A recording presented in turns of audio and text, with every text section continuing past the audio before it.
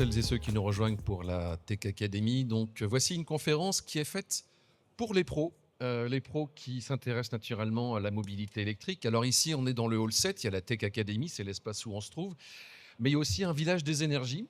Vous pouvez voir donc tout ce qui se passe au niveau électrique, hydrogène et autres, à quelques dizaines de mètres d'ici.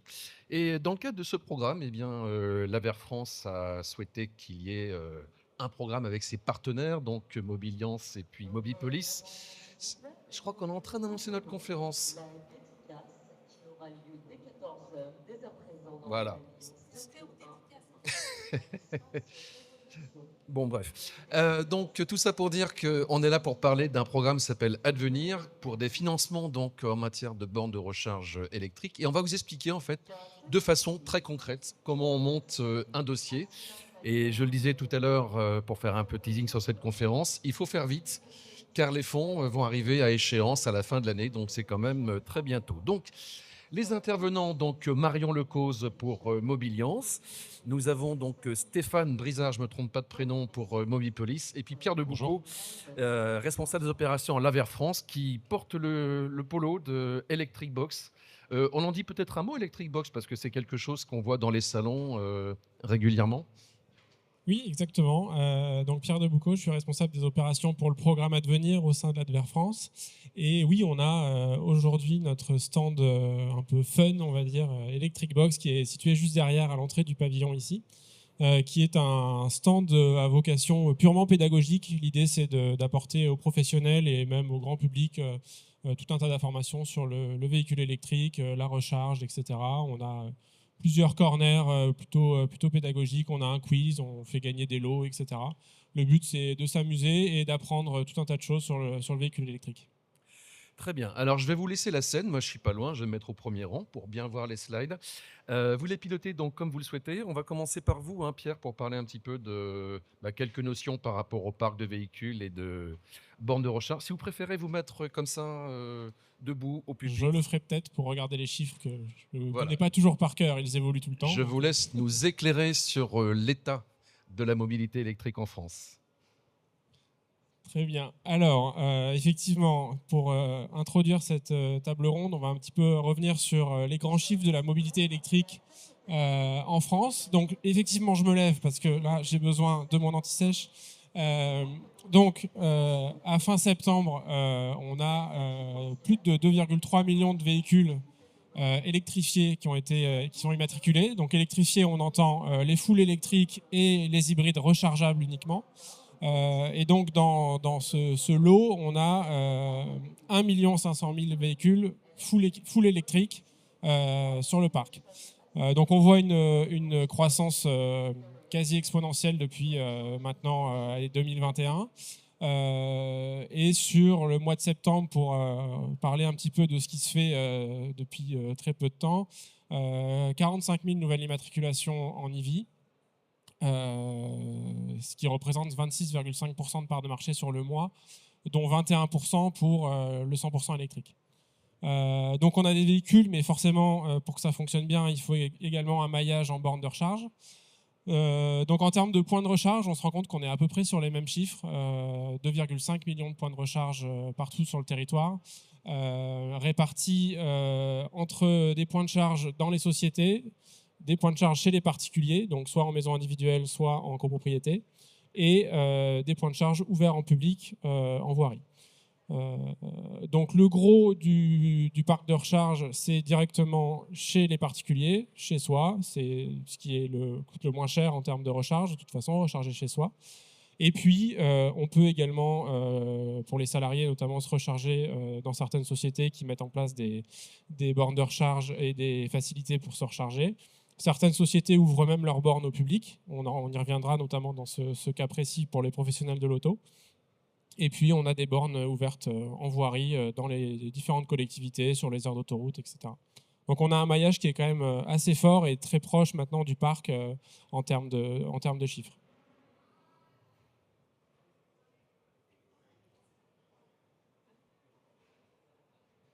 Venons-en à l'essentiel, ce programme Advenir, c'est la raison pour laquelle on est là cet après-midi.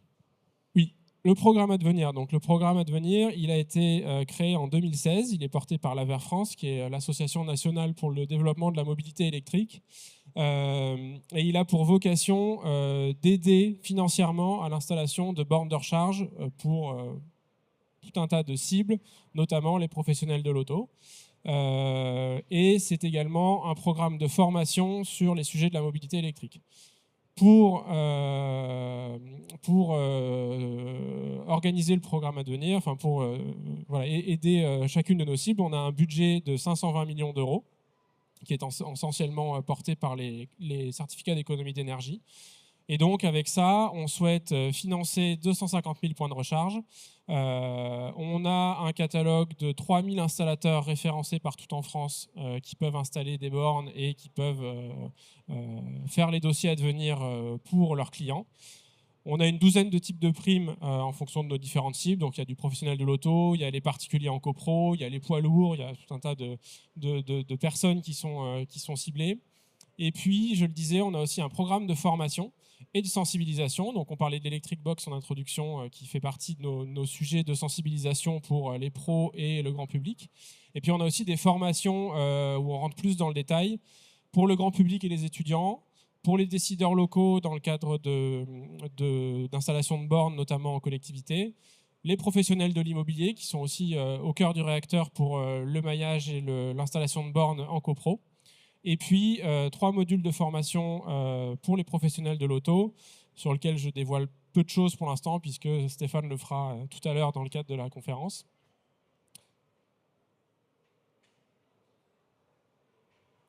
Je voulais aussi, avant de céder la parole, faire un petit état des lieux du programme dans sa globalité à fin septembre. Donc, on a financé 157 000 points de recharge. On a passé le cap des 150 000 là, fin août et 5 000 infrastructures collectives en copropriété. Ce qui représente un budget de financement de 267 millions d'euros. Donc on voit qu'on est quand même sur des montants très importants avec un fort dynamisme en termes de demande de primes. Et on a une répartition géographique qui est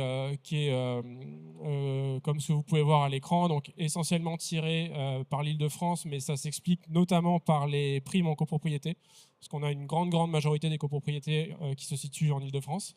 Et puis après le reste des régions qui suivent, avec évidemment les régions qui ont des grandes métropoles qui sont un peu plus présentes pour les mêmes raisons. Et on accompagne aussi la Corse, bien entendu, et les Outre-mer.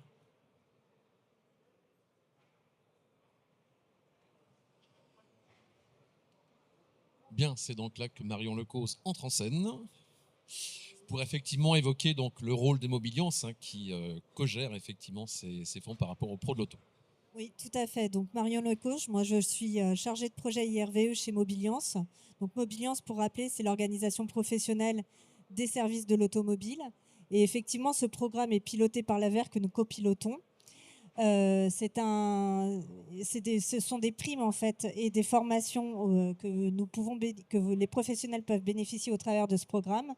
Il y a une enveloppe qui a été dédiée aux professionnels des services d'automobile. Et c'est 23 millions d'euros qui ont été exclusivement dédiés au financement des bornes. C'est une convention qui a été signée en juillet 2022 et elle se termine en fin d'année. Donc c'est vraiment important en fait de rappeler l'existence de ce programme, puisque sur les 23 millions qui ont été dédiés au financement de ces bornes et des formations, il reste encore du budget pour les professionnels. Donc il faut se saisir en fait dès maintenant en fait de cette occasion.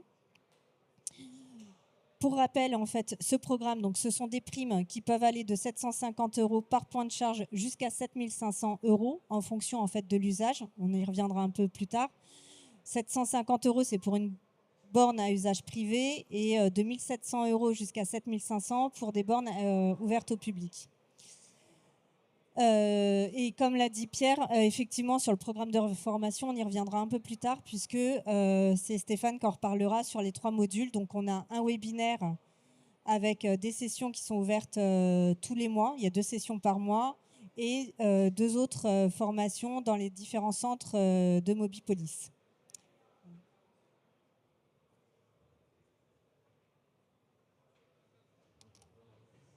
On va faire un petit état des lieux des primes qui ont pu permettre aux professionnels en fait, de bénéficier pour l'installation des bornes de recharge. Donc, depuis 2022, il y a 4 298 points de charge qui ont été financés grâce au programme.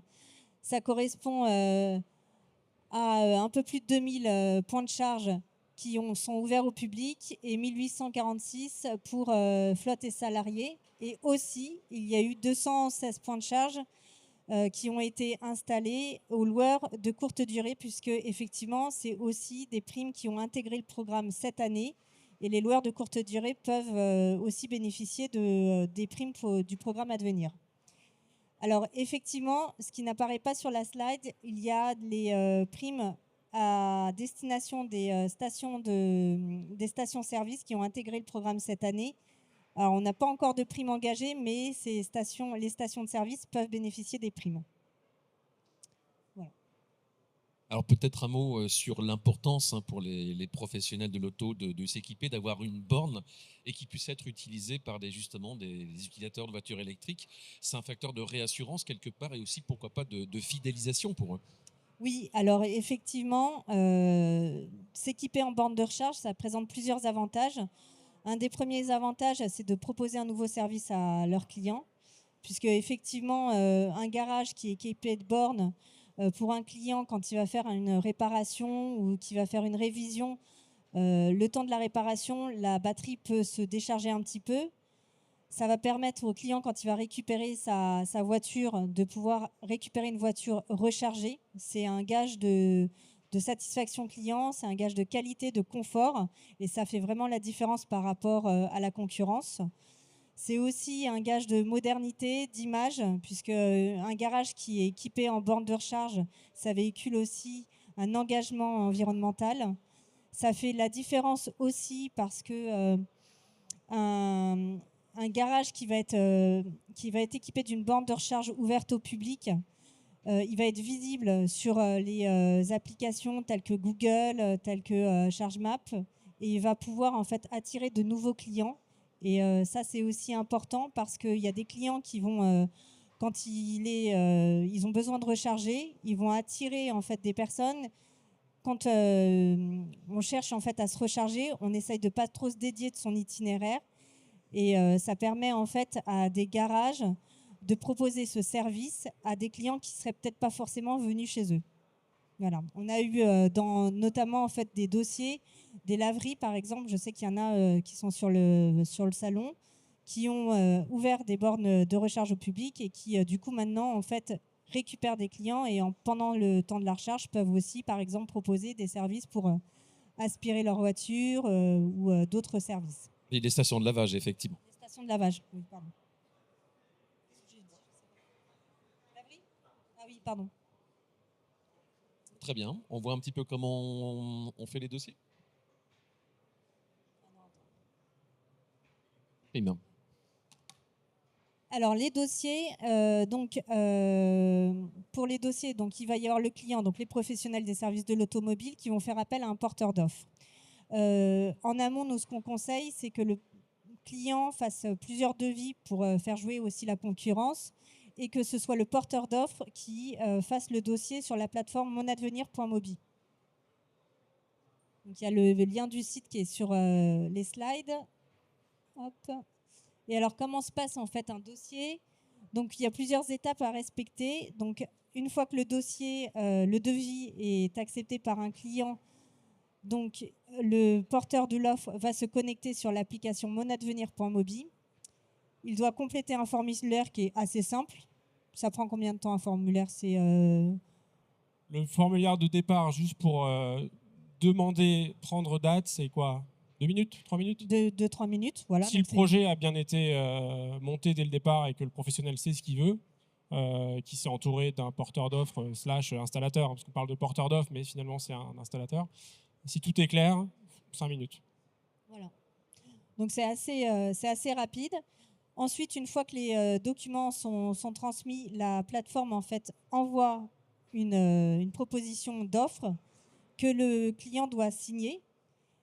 Alors c'est une étape importante parce que effectivement, comme le programme s'arrête en fin d'année, c'est cette étape-là qui sera importante. Et si les dossiers n'ont pas passé cette étape-là au 31 décembre 2025, ils ne pourront pas bénéficier des primes. Donc c'est vraiment cette étape-là qui est cruciale pour pouvoir bénéficier des primes en 2026.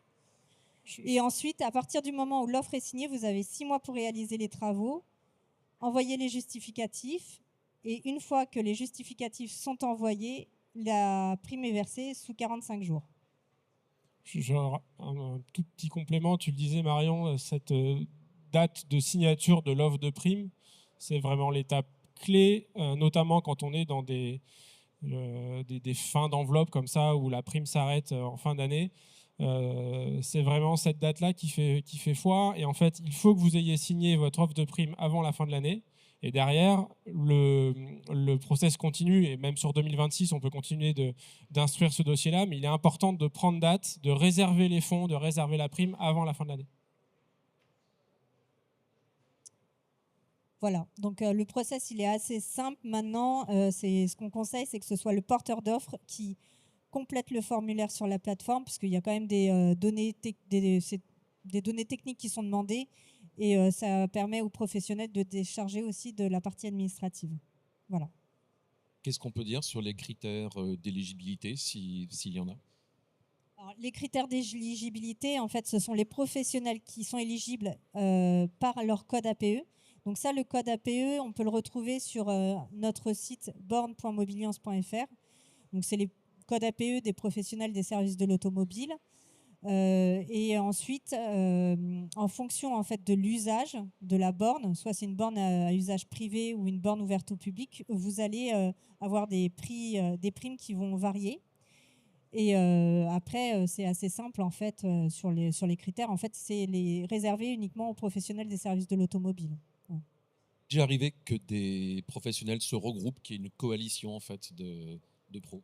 Alors non, c'est les primes, c'est dossier par dossier, c'est chaque professionnel qui fait son dossier. Maintenant, on a des grosses structures en fait qui pilotent ça au niveau national et qui font des dossiers pour les concessions, et c'est géré au niveau national. Mais il n'y a pas de regroupement de professionnels. Hein. Non, il n'y a pas de regroupement. Par contre, quand effectivement il y a un projet qui est géré au niveau national pour plusieurs sites, il est bien important de faire un dossier par site. Parce que nous, à un moment donné, on va vérifier les adresses, les bénéficiaires, etc. Et il faut qu'on ait un site, une demande de prime.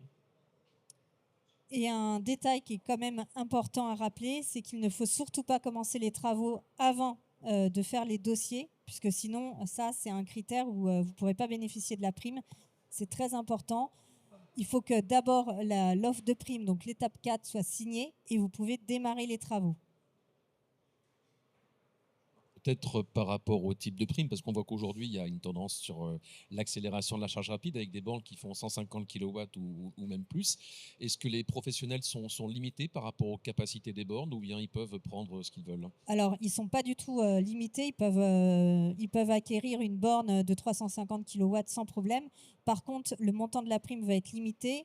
Pour les professionnels des services de l'auto, la prime pour une borne supérieure à 40 kW va être limitée à 7 500 par point de charge, dans la limite de 50% entre le coût d'achat et l'acquisition de la borne. Voilà.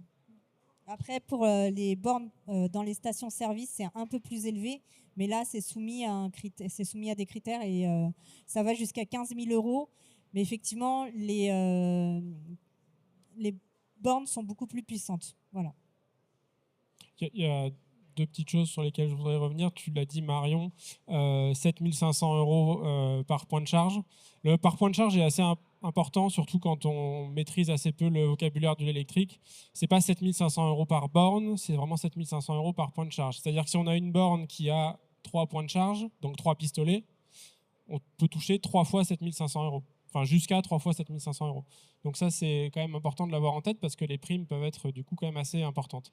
Deuxième chose à savoir, les primes qu'on a mis en place pour les pros de l'auto sont aujourd'hui les plus intéressantes d'un point de vue montant de l'ensemble du programme Advenir. Je mets de côté les primes qui sont spécifiques aux poids lourds parce que là, on est sur des montants encore différents. Mais globalement, sur du véhicule léger, c'est les primes pour les pros de l'auto les plus intéressantes. On a un cas concret tout à l'heure, donc on pourra vous indiquer en fait comment on calcule en fait une prime par rapport à un cas concret. Et une dernière chose aussi, une dernière précision, qui va être mis en place, qui est en réalité déjà mis en place, mais pas officiellement, mais qui va être mis en place officiellement au 1er novembre. Marion disait tout à l'heure qu'il fallait absolument signer l'offre de prime avant de commencer les travaux. Ça, c'est la théorie. La réalité n'est pas toujours comme ça, et on va mettre en place, nous, à partir du 1er novembre, une petite adaptation par rapport à ça. Il faut que l'offre de prime soit signée avant la mise en service, et donc avant la fin des travaux. Ce qui nous permet de gagner un peu de temps sur nos délais. On disait tout à l'heure qu'on avait 6 mois entre le moment où on signe l'offre de prime et le moment où vous devez nous prouver que les travaux sont terminés. Maintenant, cette offre de prime ne devra pas être signée avant le début des travaux, mais elle pourra être signée pendant les travaux ou en tout cas avant la mise en service. Donc ça peut aller beaucoup plus vite sur les délais. C'est une avant-première. C'est une première en théorie. Ok, on va passer au chapitre formation avec Mobipolis, donc ex-GNFA, pour ceux qui n'auraient pas fait encore la vue. Et Stéphane, c'est donc vous qui nous expliquez en fait quel type de formation précisément vous êtes en mesure de délivrer. Merci Laurent. Alors bonjour à tous. Stéphane Brizard, responsable produit véhicules électriques au sein de Mobipolis.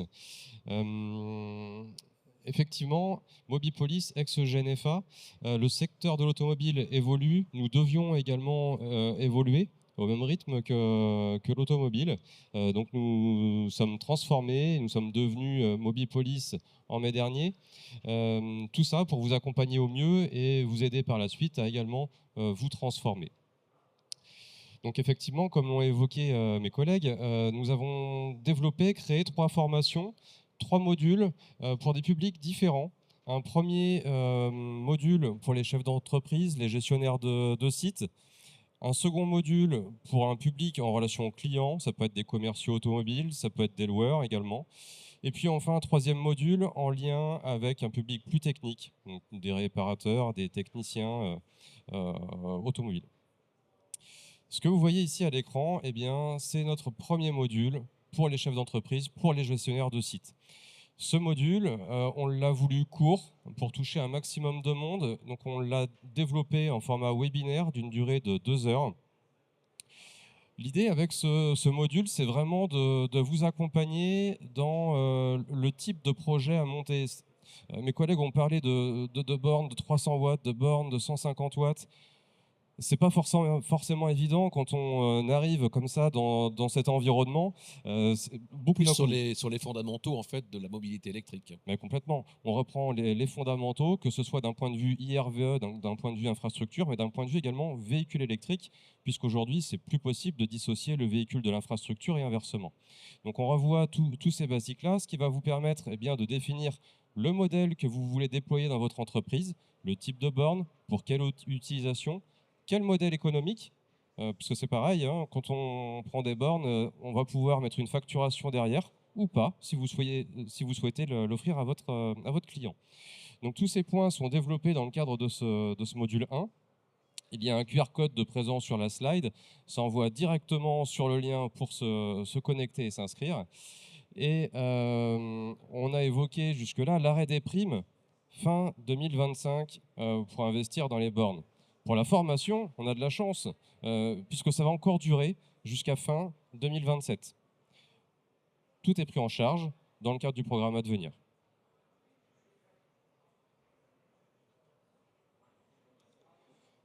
Nous avons également, comme je le disais tout à l'heure, créé un second module de formation qui, lui, va concerner donc, un public en relation client, notamment des commerciaux automobiles, par exemple. Cette fois-ci, nous sommes partis sur un format de formation en présentiel d'une durée d'une journée. Nous sommes également sur un format court, mais ce format, malgré tout, se veut très pratique. Sur une journée de formation, c'est au moins 75% de pratique. Donc on va vraiment travailler sur des applications très, très ludiques et en lien avec le métier. Un vendeur auto aujourd'hui, sur un véhicule neuf, par exemple, il va devoir conseiller son client dans les options du véhicule. Est-ce que mon client va avoir besoin d'un chargeur embarqué de 7 kW, un chargeur embarqué de 11 kW ou de 22, en fonction des options des véhicules? Pas simple. Donc là, c'est pareil, ce sont des choses à déterminer. Et en fonction du type de chargeur qui sera conseillé au client en fonction de ses besoins, eh bien, le commercial pourra également lui conseiller le mode de recharge le plus adapté à son besoin et en fonction de son véhicule. Alors permettez-moi de vous interrompre sur ce point, mais on sait que les vendeurs de véhicules neufs ont dû déjà passer du mécanique à l'électrique. Et conseiller maintenant en matière de bornes, c'est quelque chose qui n'était pas forcément naturel pour eux. Comment ça se passe au niveau de la formation, le ressenti? Alors nous avons parfois, effectivement, Laurent, des électrosceptiques qui nous rejoignent dans la communauté. Ce qui est très bien avec ce module, c'est qu'on va travailler les objections. Les objections que les clients peuvent avoir. Mais au final, avant que les clients évoquent ces objections, certains commerciaux, certains publics en relation client ont eux-mêmes au final ces objections à traiter. Donc on travaille tout ça avec eux. Ça permet d'éclaircir un petit peu cette voie de l'électrique. Et puis, au-delà de conseiller sur du véhicule neuf, aujourd'hui, il y a quand même un gros souci en termes de commercialisation de véhicules d'occasion. Il y a des parcs automobiles qui débordent de véhicules électriques, tout simplement parce qu'il y a justement trop d'objections encore. Il y a encore un frein au final autour du véhicule électrique et des IRVE. Donc, Ce sont des véhicules que les clients recherchent parce que, ils ont besoin de véhicules plus abordables. tout à fait. Mais l'occasion fait peur, pour plein de raisons. Est-ce que l'état de la batterie est bon ou pas? Bon, ça me permettra de faire la transition avec le troisième module. Troisième module qui va toucher les techniciens.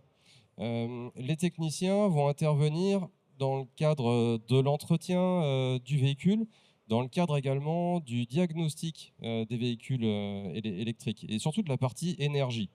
Et c'est dans ce cadre-là où c'est vraiment intéressant, puisque quand je parle de partie énergie du véhicule électrique, j'entends la batterie de traction, câble de recharge, chargeur embarqué, mais également forcément de la borne de recharge, sans oublier un protocole de communication qui est spécifique entre la borne et le véhicule. C'est un protocole qui est réglementé, donc on apprend à découvrir ce qui se passe au niveau de ce protocole pour pouvoir réaliser un diagnostic.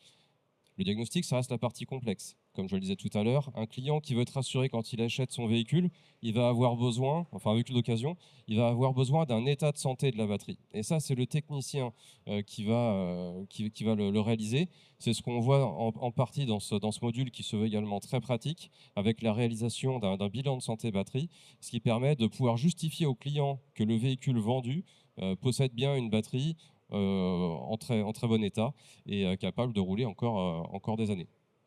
Dire, c'est que sur Équipe Auto, justement, l'état de santé des batteries, on voit qu'il y a plusieurs solutions qui sont présentées sur le salon. Ah oui, effectivement. Donc il y a des solutions plutôt classiques en utilisant un outil de diagnostic, je dirais plutôt commun qu'on retrouve dans les ateliers. Après, au-delà de ça, il y a effectivement bien d'autres modes de communication, et notamment quand on s'en va sur la réparation batterie. Je pense que Laurent, c'est ça que vous avez en tête. Où aujourd'hui, des appareils nous permettent de communiquer directement avec la batterie sans interface véhicule, ce qui nous permet d'avoir des données beaucoup plus précises. Alors ça, ce sont des éléments qu'on aborde également dans cette formation. Là, on ne va pas aller trop loin dans le diagnostic parce que là, on va aller beaucoup plus loin dans le seuil de la réparation batterie, des travaux sous tension. Ce sont d'autres formations qu'on propose, mais là, on sera hors cadre à devenir pour ce coup. Autre point important dans cette formation pour les techniciens, j'évoquais beaucoup le diagnostic, mais il y a également l'interprétation d'un symptôme client. Un client qui va arriver en réception va pouvoir se plaindre d'un défaut de charge, par exemple. En fonction du symptôme, il sera intéressant d'identifier s'il y a réellement un problème sur le véhicule ou non. Donc ça, c'est vraiment la première étape. On ne rentre pas encore dans une grande technicité, mais en fonction de comment le véhicule est utilisé, en fonction du câble de charge que le client veut utiliser et de la borne sur laquelle il va se brancher, eh bien, on pourra déjà définir si toutes les conditions sont bien en place pour recharger le véhicule. Si ce n'est pas le cas, effectivement, on pourrait croire que c'est une défaillance. Donc voilà, ça sont des choses qu'on apprend à analyser. Et si, effectivement, tout est bien en place, à ce moment-là, on partira plutôt sur la partie diagnostique. Très bien, bon, en tout cas, vous répondez donc aux questions que peuvent se poser ces professionnels. Est-ce qu'il y a des pièges, des impasses qu'on peut dire aux professionnels de l'auto, enfin, par rapport à l'implantation des bornes, ou quelques conseils pratiques qu'on peut leur donner en tout cas dans ce choix, l'aménagement qu'ils peuvent faire? Question ouverte pour Pierre ou pour Marion, hein, comme vous voulez.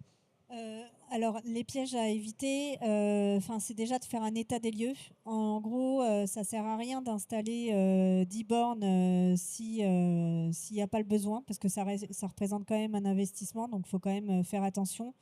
Il y a des applications aujourd'hui qui permettent d'identifier en fait sur un lieu les bornes, donc c'est aussi de regarder un petit peu ce que fait la concurrence, et aussi de ne pas se lancer dans un projet avec une borne surpuissante si on n'a pas en fait la capacité énergétique. Donc il faut vraiment en fait faire des devis et faire un bon état des lieux avant de se lancer, parce que il y a des primes, ça c'est sûr, on est là pour accompagner les professionnels.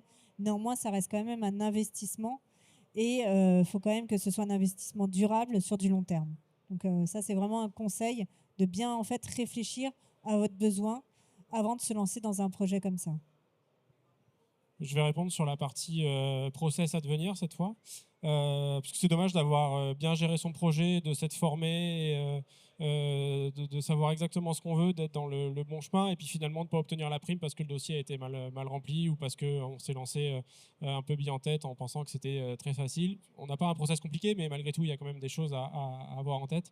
Donc déjà, le premier piège à éviter, c'est de démarrer trop tard. On a dit que les primes s'arrêtaient à la fin de l'année, donc ça, c'est vraiment important de l'avoir en tête et de prendre date très vite. Le deuxième piège, c'est éviter de se lancer tout seul. Même si vous maîtrisez votre sujet, que vous avez super bien dimensionné votre projet, faites appel à un installateur, et surtout faites en sorte que ce soit lui qui gère le dossier à devenir. Ils sont habitués, ils connaissent nos process, ils connaissent nos équipes support. Donc c'est beaucoup plus simple pour tout le monde. Ça devient totalement transparent pour le professionnel derrière, qui n'a finalement pas grand-chose à faire que signer quelques documents. Donc voilà, et après faire bien attention, mais ça les installateurs le savent, faire bien attention à nos délais, ne pas signer la prime trop tôt, ne pas la signer trop tard non plus. Donc pas trop tôt avant les travaux, surtout pas signer une prime avant d'avoir une date de raccordement au réseau, ne pas signer une prime après la fin des travaux, parce que du coup ça fonctionne plus. Voilà ce genre de piège à éviter. Bien vérifier qu'entre devis, facture, ce soit bien le même bénéficiaire, ce soit bien les mêmes adresses. Tous ces éléments-là qu'on va nous regarder et sur lesquels on pourra retoquer, même si on a des allers-retours possibles, qu'il y a des modifications qui sont faites. À un moment donné, on dit stop aussi. Voilà. Qu'est-ce qu'il y a d'autre que je pourrais dire? Bien vérifier les délais. Vous avez 6 mois pour faire les travaux. Si vous voyez que vous commencez à être un peu short parce que vous avez signé votre offre de prime un peu trop tôt et que les 6 mois approchent, demandez-nous des délais supplémentaires. Pensez à les demander avant la date butoir des 6 mois. On peut prolonger, nous, les dossiers de 3 mois et encore de 3 mois. Donc, ça fait un délai total d'1 an. Donc, voilà, c'est les pièges à un peu avoir en tête. Mais globalement, si vous passez par un installateur, il maîtrise tout ça et normalement, tout se passe bien. Je vais rajouter un dernier point, si possible, sur les cas concrets, puisque chez Mobipolis, on en a rencontré un il n'y a pas si longtemps que ça, puisqu'on s'est équipé nous-mêmes de points de recharge. On a un peu plus de 85 points de recharge sur 15 sites. Et un point extrêmement important, eh bien, c'est bien identifier l'acheminement électrique disponible sur le site et la possibilité que vous avez d'augmenter cet acheminement. Il se peut, sur certains sites, que l'acheminement ne puisse pas être augmenté. Et dans ces cas-là, de fait, ça vous limitera dans le nombre de points de charge à installer, mais également dans la puissance des points de charge que vous pourrez mettre en place. Quelque part, la difficulté pour les bornes de recharge, c'est que c'est pas si simple que ça, et qu'il y a le côté raccordement, il y a effectivement des partenaires en plus, hein, enfin Enedis ou autre RTE, enfin voilà.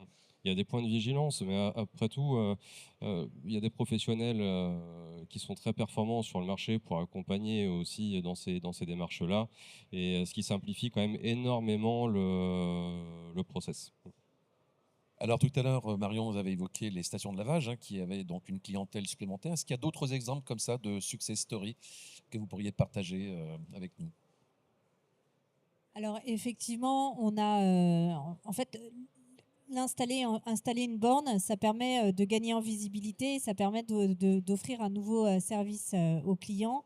On a les cas des stations de lavage donc, qui, pendant le temps de recharge, en fait, peuvent profiter des services à côté, notamment passer l'aspirateur.